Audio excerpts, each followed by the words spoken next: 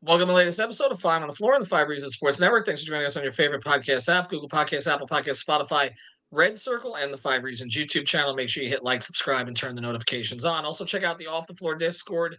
Should have been on there already. We had people going all day long during the trade deadline, not just about the Heat, but the other teams. We check in there quite a bit ourselves. You can find our updates at Five on the Floor host updates, but also the trade machine channels, the fantasy gambling channels, other NBA game channels. We're going to be doing an NBA draft channel now that we're pivoting to that a little bit. $2.99 per month. You can find the link right here posted in the description on the YouTube channel as well as on the podcast feeds and pinned to the top of the Five Reasons Twitter page. Also, check out the great sponsors of the Five Reasons Sports Network, our friends over at Tub Culture. About a week from Valentine's Day. You still got time to get in here. We've got a great local business. Again, big Miami Heat fans. And what do? They make bath and body products that are all handmade using gentle, natural ingredients with no animal testing.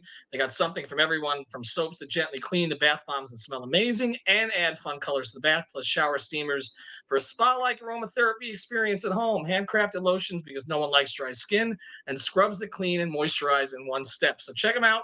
It's shoptubculture.com. That's shoptubculture.com. Promo code is 5, F-I-V-E, and you get 10% off your order of $20 or more. And now, today's episode. Down the Biscayne. Yikes. Five on the floor. Ride for my dogs. Where here's the thing. You can check the score. Hustle hard, couple scars. Wearing bubble frogs. Just like Butler said, you in trouble, y'all. Kept the floor playing. Got it all banned. Y'all seen the block. Stop with one hand. And Pat we trust. Inspire, have the guts. We're here to bring the heat. Y'all can hang it up. Welcome to Five on the Floor, a daily insider show on the Miami Heat and the NBA, featuring Ethan Skolnick, Greg Sylvander, and Alex Toledo, plus others from the Five Reasons Sports Network. All right, welcome back to Five on the Floor here in the Five Reasons Sports Network. Here's today's floor plan. I'm Ethan Skolnick. You can follow me at Ethan J. Skolnick and at Five Reasons Sports. I got Alex Toledo. You can follow him at Tropical Blanket, and Brady Hawk. You can follow at Brady Hawk 305. The trade deadline has come and gone. I got the text at 301 that I was waiting for. We did not make a move. Miami Heat did not make a move here prior to the trade deadline. Of course, they made one about 10 days ago for Terry Rozier. We're going to talk about that more as we go forward. But we know that Heat fans were disappointed because obviously they want transactions. We understand that. Also, this team does seem to have some needs still, especially I would say at the 4 spot, maybe getting a little bit more length playing there next to Bam. But they're going to go with a group that they got, with the exception of buyouts, and we'll get to that later in the program. But one of the things we're going to get to as we go forward here is that other teams in the East did make moves. And I don't want to look past the fact that the Heat made a major move. So let me go, before we get into what the Knicks did, what the Bucks did, what Philadelphia did, which is kind of a pivot for them right now, then what teams like Toronto, Indiana, and some of the others in the Eastern Conference. Of course, Toronto and Indiana had already made a trade, the Siakam trade, which we're still seeing how that plays out. Are you guys disappointed they didn't do anything today, Alex? No. Are we doing short answer, long answer? What do you? Oh, that's the shortest answer you've ever given. You can expand a little bit more than that. Okay. No, we were just doing a rapid takes there, but really, to me, no, I was not expecting much. My expectations were in the gutter when it comes to the Heat making another move. Like, I already thought them trading a first-round pick was them kind of going out of their way, considering the way that they've treated their first-round picks in the Jimmy era, where they like to keep them stacked up for, an insert star player here whenever that scenario pops up again. And for them to do one, I think, was more than enough for them, just kind of knowing the way that they operate. So I wasn't expecting another one to get moved for like an upgrade type of player. And in that case, to me, I think the only thing that could have been expected today, or even not even expected, but like maybe could have happened, was something to do with Caleb. And it is somewhat telling that they didn't move him. I think they still believe in him. It's obvious coming after, him becoming the new starter once again, as he tends to do. He becomes a starter, and they go back to him a lot. And I think they trust him a little bit more than people might have given him credit for. And I think they're just going to take the path of being like, we're going to see if we can bring you back. And if not, it's too bad. And that's kind of what they've done in the past. Not surprised by it one bit. I think the one thing that, that people who are somewhat upset with the Heat about that's kind of fair is that even if you didn't want to move a first, they had some seconds that they could have traded, and there was a lot of seconds getting moved at this trade deadline, like for just kind of like back end rotation players. So if you wanted to go after that, I think that's fair, right? But we're not talking about needle movers there, and I think that's probably what it came down to for the Heat, where it's like, is it worth trading multiple seconds for a back end sort of rotation player? Because that's kind of what it felt like the market was, and I think they just decided no, we're not going to do that. And I'm also glad that they didn't dump a second alongside Bryant and Drew Smith, for example, to get under the first apron, because it could have easily done that. They've done moves like that in the past, and I'm glad that they made that value judgment that it's not worth it. So it would have been cool if they added another player. I'm glad they didn't swap Caleb for a worse player, and that's kind of where I stand. I'm still glad they did the Rozier move ahead of time, because that's something that was going to need a little bit more time to get integrated with. So, I'm all right. A couple things on this, Brady. First thing, it does seem like the pick inflation came down from last trade deadline. That last year, 5 second-round picks for Jay Crowder. There were a couple of those moves that were made. You didn't see that. Like Alex is right. There were second-rounders flipped, but it wasn't like the volume of second-rounders. I keep coming back to this, okay? The Heat's objective every year is to give Eric Spoelstra roughly 7 players that he feels comfortable closing with. So whether you have injuries, situational, based on who you're playing, positions, flow of the game, whatever, that he's got 7 options there. He's at least 6, but they like to have 7 options. And I don't think there was anything out there today for them that would have gotten them a player that would have necessarily plugged into those final 7. Because when I look at the final 7, and the only way to really do it was to trade Caleb, actually, which is the conversation we're sort of getting into here. But, I mean, it's going to be Jimmy. It's going to be Bam. It's going to be Tyler. Again, conversations on Tyler for another day. They weren't moving Tyler in this. It's going to be Terry Rozier. It's going to be Jaquez, I believe, once he kind of gets himself rounded sort of back into shape. He's been rusty of late. We talk about Caleb, probably not Love, not in most circumstances, right? Am I missing a big one here? No, that's the group, basically, right? So you're talking about they have their 6 or 7 already. Was there anybody out there that you thought, okay, if they can get this guy and the player that was moved, because Dorian Finney-Smith wasn't moved. The Nets moved Royce O'Neal, they moved Dinwiddie, they didn't move Dorian Finney-Smith. Was there anybody out there that was moved that you were like, okay, that would have been worth swapping, say, Caleb in a second or Caleb in a couple seconds or something like that to get someone like that to close? Not really. I think, to your point, like you're talking about adding one of those final 7, and the only guy to Alex's point about Caleb is like the one guy you were potentially moving was Caleb, and he is one of your 6 or 7. So you're in a spot now where my expectation on them making a move was like at 0. Like I just did not feel like a big possibility.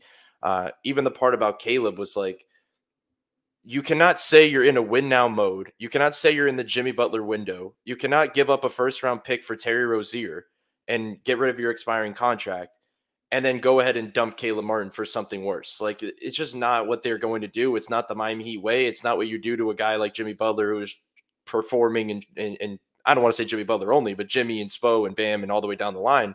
These guys that are trying to compete for a championship.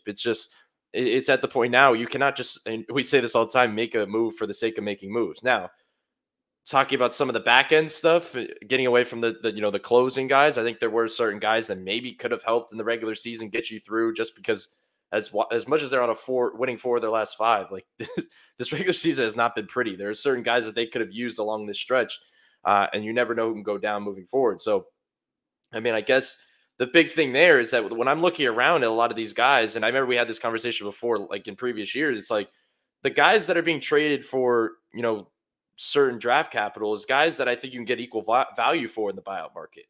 And I know we're going to touch on that later, but that's kind of always been their view. It's what they did last year. There were guys getting moved, and all of a sudden they picked up Kevin Love, and a year later he's one of their top 6 or 7 guys on the team this season. So things can change pretty quickly. But in terms of just a certain guy out there Not really. I mean, Bogdanovich is a guy that gets brought up all the time, but I don't feel like that just didn't make sense. It probably was past that point of being a realistic target. So other than that, it felt like their move, as much as the saying has been drawn out a little bit, like they made their move. Their move was Terry Rozier.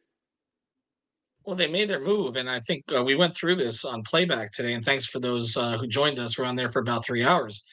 I mean, Terry Rozier was a top 3 player moved in this, right? I mean, this trade deadline. I mean, if we okay, first thing, a lot of this was done prior because Toronto got its work done early, right? So, and they did more work today. But Anunoby, Siakam, Rozier were all traded prior to this. Like those were 3 names that were out there for Does a while. Harden count? Gordon Hayward. What was that? Does Harden count in this exercise? No, Like he him getting does. traded No, he does. before. Mm, So no, at he worst, does. He does. Rozier is the fourth. At worst, fourth behind Right. those Well, guys, today, and today at would best we third. argue? I mean, second. Today would Jesus, we? third. Today would we argue that? I mean, Bogdanovich is in the mix there. I mean, Gordon Hayward was not as valued as Rozier on the very same team, right? Nor was PJ Washington. So we knew Charlotte would move some players. The Nets, Dorian Finney-Smith, I mean, was a high-end role player. Again, Royce O'Neal was maybe a slight step below him. Dinwiddie had fallen out of favor there. I mean, a lot of the names that got moved were names that we talked about by teams that we talked about making moves. But Detroit, Brooklyn, Toronto, some just didn't make as many moves as were expected. And then Chicago did nothing, which was another. Chicago and Atlanta were 2 of the teams that we thought might pivot and move guys that were higher end guys, whether it was a DeJounte Murray or a Vucevic, or then Levine getting hurt. He kind of got taken off the table. Caruso, those things didn't happen. So I mean, we'll find out in sort of the autopsy here. And I always find out more after the fact who the Heat were actually in on. But of the guys that were moved today, there was nobody they were like, okay, if they had done this, they could have gotten that guy.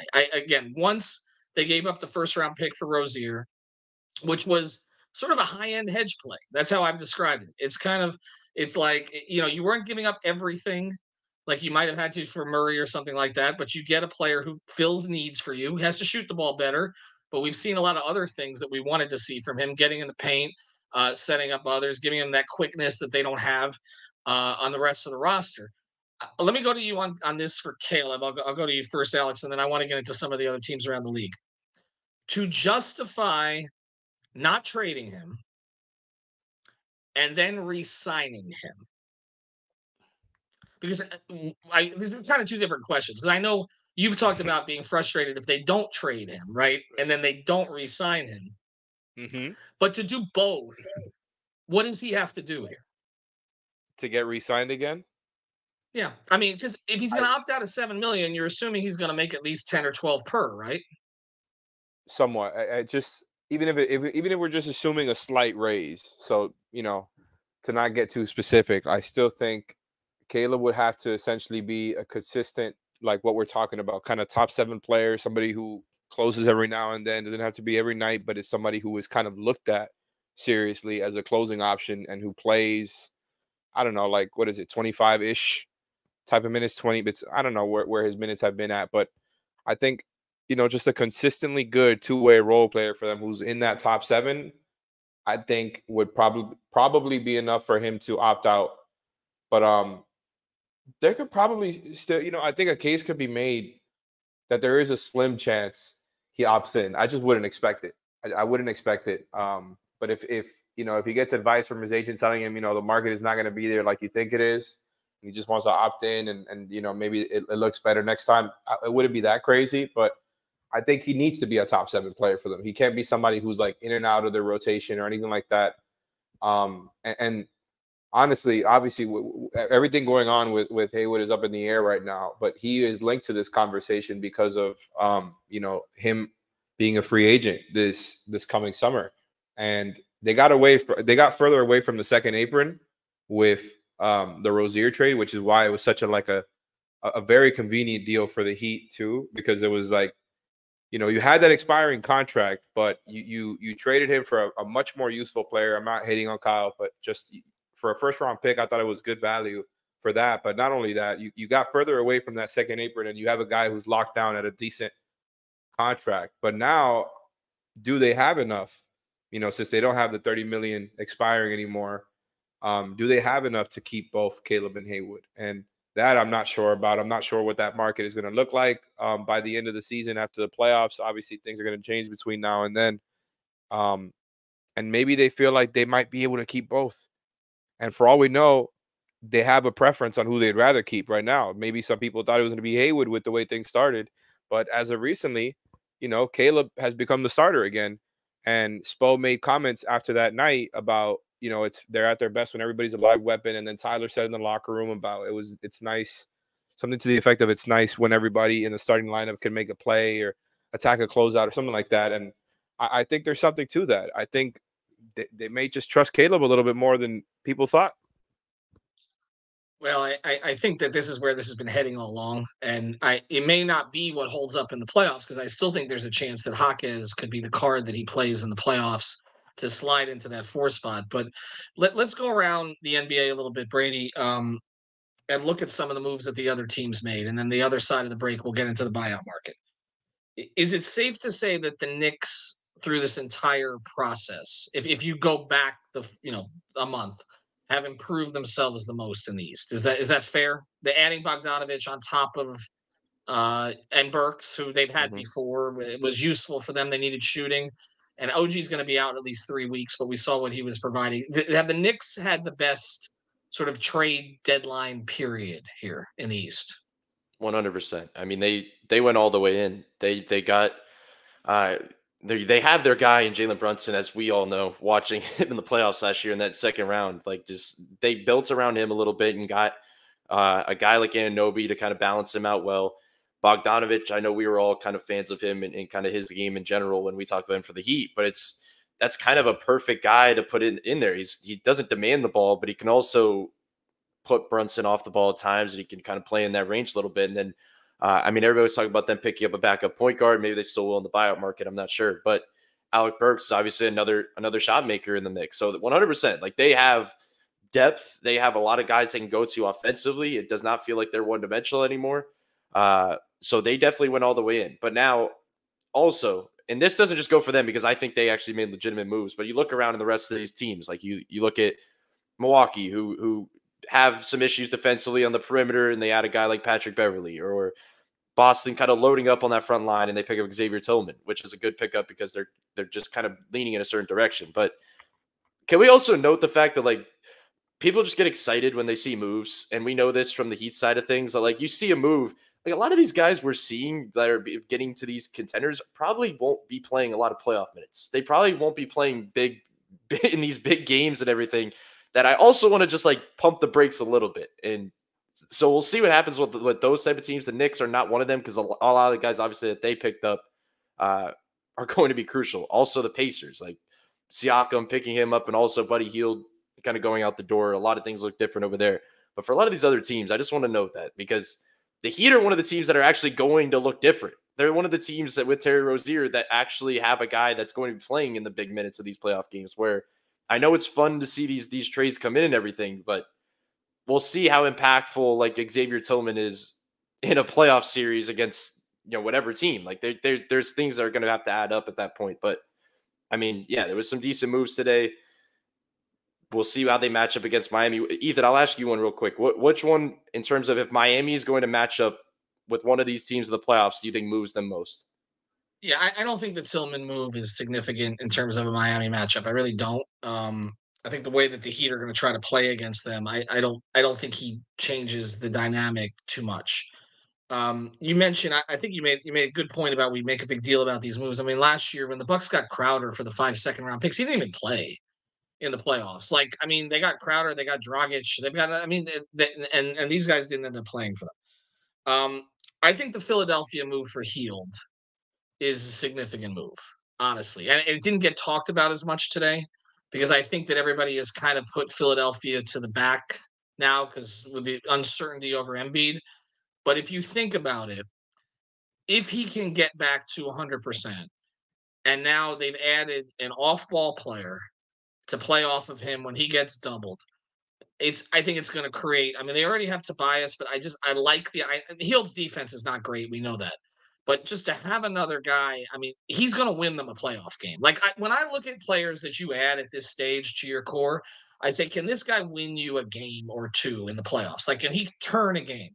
And I think Hield's a very smart acquisition for them, and I think that Nick Nurse will know how to use him. So I like that for them. Is Kyle going to I win them look a at playoff game? well, that's the other thing. They've set up to add him, and it's predictable that they were going to add him. I think it's always made sense for Kyle to go back to Philly for family and other reasons. And so there's no, I don't think there's any shock that that was going to be the case. Phoenix was the other option I thought for him. Maybe the Clippers, but the Clippers seem a little too loaded in that backcourt right now, so it's not going to be there. But I do think with Philly, particularly the Hield acquisition, I look at the Knicks, and here's my question about them. Is Tibbs going to play all these guys? Because ultimately, like you mentioned to Brady, like they have a little more depth. They lost quickly, they lost Barrett, but when they get Anunoby back in the mix and now adding Burks, who they're familiar with, and Bogdanovich, but isn't he just going to ride his key? He's going to ride Brunson for 43 minutes, isn't he? And OG for 40 and Randall for 39 when he comes back. So I think depth means more for certain teams than others. Like I think Spo will actually deploy his depth. I'm not sure that Tibbs will. And so I kind of look past it just a little bit. But yeah, the Boston move doesn't bother me. The Bucks moves don't bother me. I think in the Western Conference, I mean, look at it. There really wasn't a ton of significance, right? Like, I mean, OKC made probably the most dramatic move, and I do think if Hayward's healthy, that adding somebody to that bench who can play make for them, I think is something that will really help them, and I think he can close some games for them. Still, I think still think he'd be productive. But I look at the rest of it. I mean, the Pelicans didn't do anything dramatic. You take Dallas a look at the made Lakers. some good moves. Who's that? Dallas made some good moves, I thought. Dallas is the one. Dallas is the one, and I did like what they did. I think adding Gafford in particular is a helpful move for them to add another big to the mix there. They just need guys who don't need the ball. Like on that team, they just need guys who don't make the ball, don't need the ball, are going to hustle, rebound, and do those kind of things. So I thought they did some nice things, but I don't think there was anything that significantly changed the dynamic. I think it's still the Knicks are concerned. Cleveland did not do anything of note. That was another team to watch. Orlando, I thought, might be more active than they were. They were not. The Lakers. It's pretty much Charlotte. What's that? The Lakers didn't do anything either. The Lakers did nothing. So I don't think this is that Heat fans should look at this as, oh, we missed all these opportunities and all these teams passed us. I think this is a case of the Heat were able to grab a guy 2 weeks before the deadline who was going to be sought after today. And they got additional time to look at him. And now, they have to incorporate him better. And that's, as we go into it, like to me, the most important day this week was not necessarily the trade deadline. It's they're finally practicing tomorrow. Like they actually have a morning practice. Terry Rozier is going to have his first one with the team. And that and the All-Star break and a chance for Spo to go in the lab and kind of figure out, how am I going to make the Rozier hero thing work this year? Who's going to have the ball in these key situations? What kind of lineup combinations can I use? This has all been done on the fly. They did it on purpose to get him in early. I think they probably would have had to pay more if they'd done it today than if they did it, when they actually did it. And I still like the move, and I don't have an issue with anything that didn't happen today. But I do, after the break, want to get into the buyout market because I do think there are some options there for Miami, but they may not be the ones that everybody's talking about. Do want to mention a couple great sponsors of the 5 Reasons Sports Network. Our friends over at Prize Picks. Use the code 5, F-I-V-E. Get that free Patrick Mahomes square. He's just got to throw for 1 passing yard, and you cash in on that one. So pair that with something else. Again, use the code 5, get your initial deposit matched up to $100. That's the key point we always make here. And Better Edge, we got a Super Bowl contest going there right now. We got to get Alex and Brady on that thing. We got Alfredo, Sean, a lot of us in 5 Reasons Sports Network. $20 to play, free money if you just use the code 5RSN. That's the number 5RSN. This is peer-to-peer sports betting, so it is legal in the state of Florida and 43 other states. Check it out at betteredge.com. Use the code 5RSN. All right, the buyout market. I just want to quickly explain this because there's this this thing that happens on Twitter where first everybody was upset that the Heat don't spend any money, right? That's the perception, right? The Heat don't spend. They are top 10 in payroll, but they don't want to spend. They're cheap. But they've spent enough to be over the first apron. And only 7 teams that's the case for. And because of that, one of the consequences is they can't just sign any buyout guy they want. It has what's the number, Alex? 12.4 million. Is that right?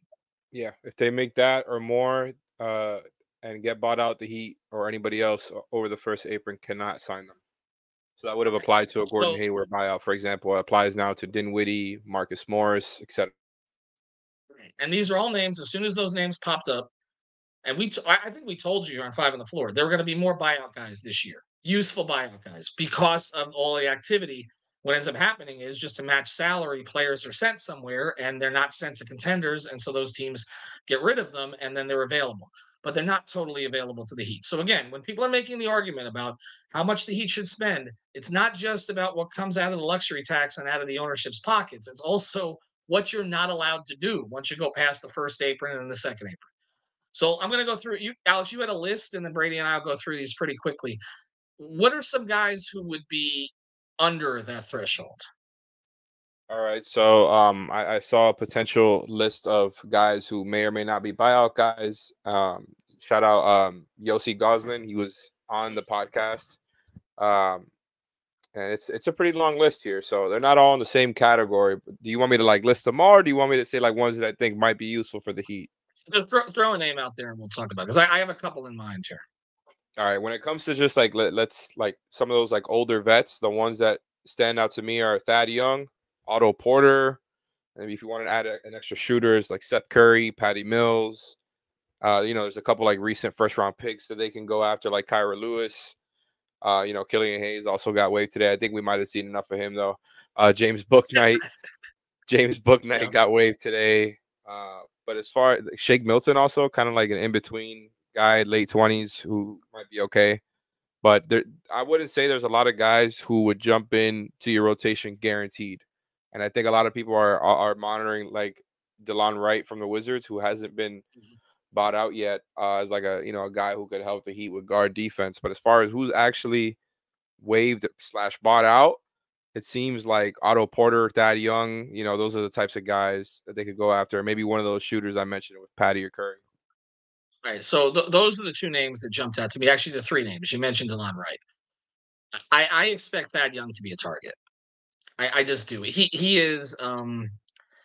I understand that he doesn't have the athleticism he had earlier in his career. He's 35 years old.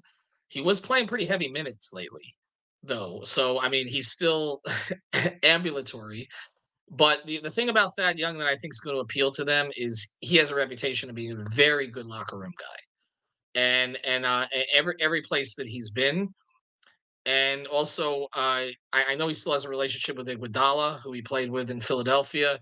And obviously, Andre has very very positive thoughts about the Heat organization.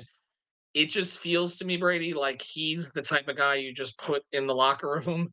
And if you need him for a few minutes at the four, he's kind of the prototypical four that would play next to Bam. And it hasn't always been a great 3-point shooter, but I don't know. That one feels to me like the primary target. And then the other one is Porter.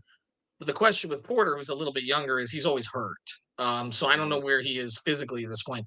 How do you think Thad Young would fit it feels like a Kevin Love edition, which that you can always use if you have a roster spot, you can always use another one of those. Yeah, before he even said the list, Thad Young was kind of the guy that jumped out to me previously. You mentioned him playing the 4. I mean, he'd be playing the 5 by Sunday, let's be honest. Like, he's not getting a long stint there. But like the Heat have a type, and he's their type. Like, he's the type of guy that they're into. Like, they're the type of guy that they usually try to go get. It is interesting, the Kevin Love thing, because it is similar to that kind of. I think back to last year in terms of what they needed last year, and then I mean, I don't even think we'd expected Kevin Love to play the role that he did later in that season. And I'm not saying that would be the case for Thad Young, but I mean, they could use him. And there's certain things like Otto Porter is interesting, but like I feel like they have Otto Porters. I feel like they have all these wings on this team that they don't even know what to do with. That it feels like at times Caleb and Jaime are getting in each other's way, where they don't know where to kind of who's playing what role. That they don't really need that, even though he's more of a kind of an outside shooter. But Thad Young is a guy that they like guys as well that just like, other than the locker room thing, like just play their own game, play their own role, does not demand the ball, does not get in the way of others. Like, it feels like he's that type of player. And it's one of those things. There's no, it's not a high risk. It's a low reward. It's a high risk, high reward type of move. So, I mean, and then some of the guards, like if Shake Milton was a guy that I would take a flyer on. I mean, if you could have a type of guy like they've had that type of talent before that they've been able to develop, that we've seen him play at a high level in Philly, that I don't see a reason. You look at this roster, like, yeah, they have certain guys that are playing, Jaime and Josh are playing backup point guard for this team right now. There's no reason not to. I'm not saying he's going to be their backup point guard, but on certain nights, there's no reason to try to get him through the rest of this regular season and try to get some of those reps. So that would be one that I would personally try to look into maybe a little bit more. But Thad Young's kind of the mold of the player. Well, Thad Young is going to get bought out. Delon Wright, again, there's been no word on that yet. But of the guards, that would be my choice. And the reason it would be my choice, I understand the case for Curry or Milton. I don't know that Curry would play for Spo defensively, honestly. That would be my concern. He was not a great defender to begin with. He's gotten worse over the years. But Delon Wright gives him something a little different, I think, because I mean his skill is Alex. He's a point of attack defender. Like we've seen that he gave He's in the Hero press. problems in the playoffs a couple years ago. Like it feels like if Josh wasn't getting it done, that you could go to Delon Wright, and there was also a relationship there already, obviously between the organization and Darrell. That's very positive. Darrell was actually back for Haslam's ceremony the other day. That would be of the guards on the list. That would be my preference for a small minute role in games where they're just having trouble, keeping guys out of the paint.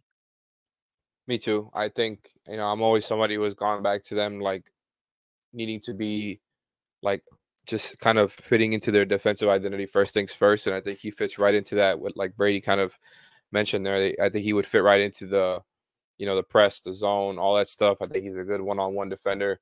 Does a good job fighting over screens. He's kind of strong for a point guard too. So not like too big, but he can handle a little bit of size for guards as well. So that I wouldn't mind at all. I think he'd probably be my preference too if he does get bought out. I do like the Shake Milton idea as well.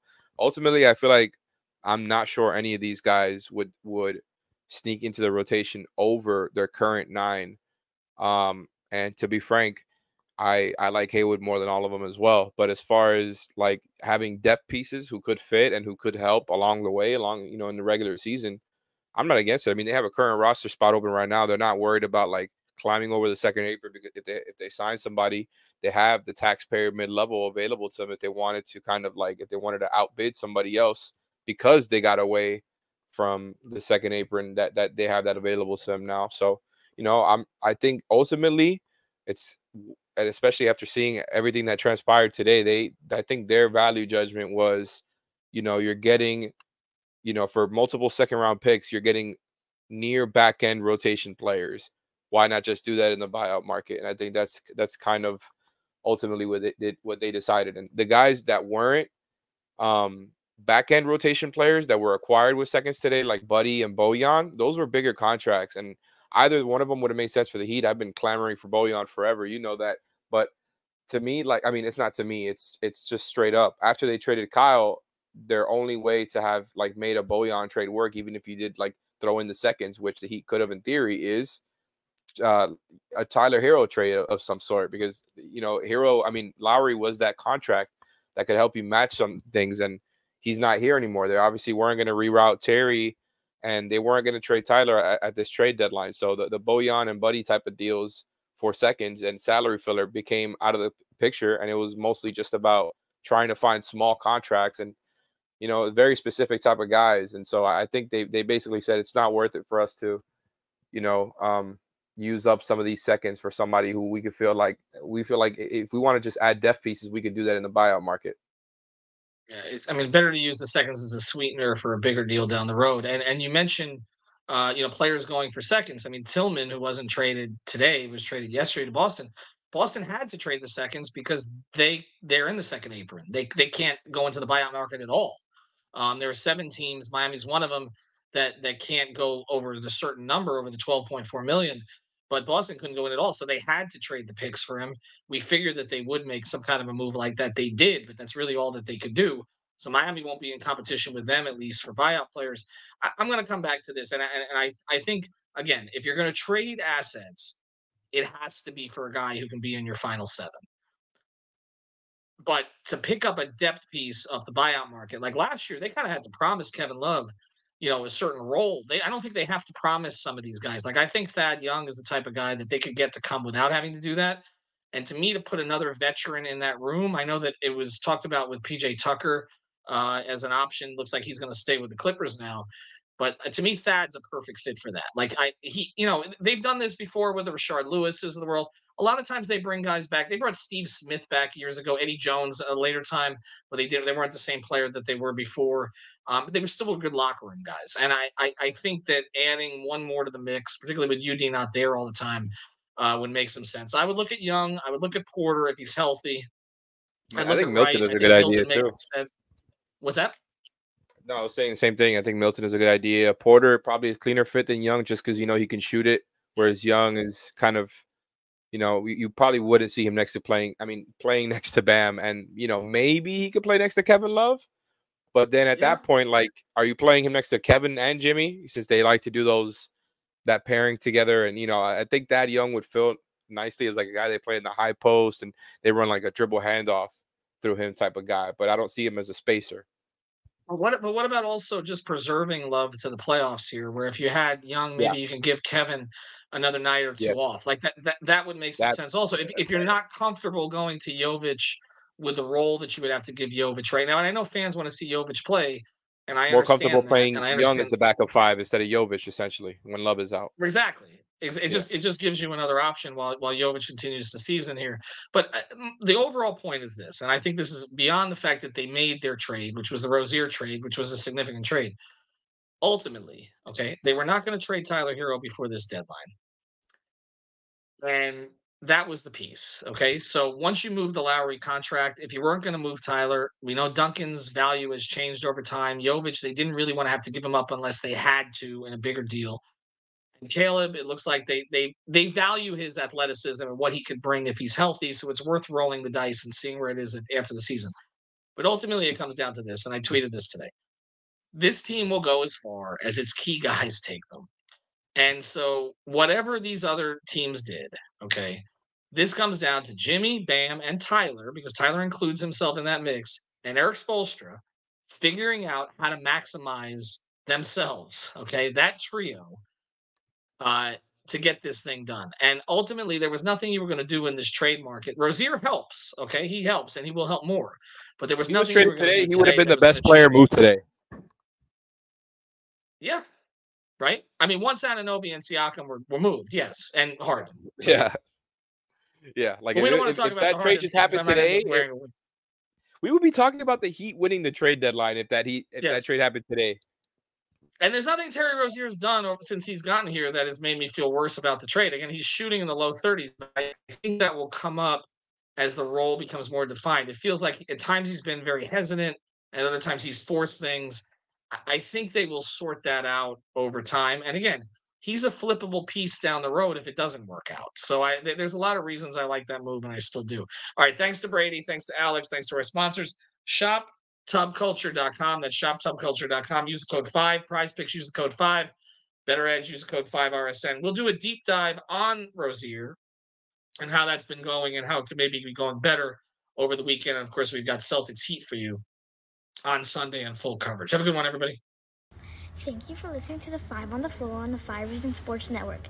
After all, someone needs to listen to my dad.